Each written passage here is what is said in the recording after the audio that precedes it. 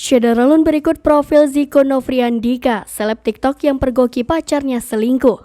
Awalnya, Ziko atau pemilik akun yang dikenal dengan nama Tukiem ini ingin memberikan kejutan untuk kekasihnya sembari melakukan live.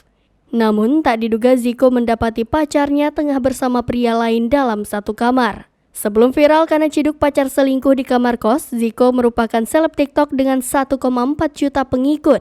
Ia memiliki nama lengkap Ziko Novriandika Putra. Namun, ia lebih dikenal dengan nama Ziko atau Tukiem di TikTok atau media sosial lain.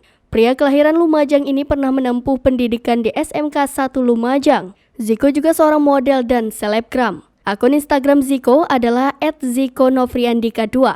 Ada lebih dari 404.000 pengikutnya di media sosial Instagram. Ditelusuri, Ziko juga memiliki kanal YouTube Ziko Novriandika. Ada lebih dari 3,7 ribu subscriber YouTube-nya. Lewat kanal YouTube pribadinya, Ziko kerap mengunggah video mengcover sejumlah lagu. Namun, terlihat Ziko tidak begitu aktif membagikan video.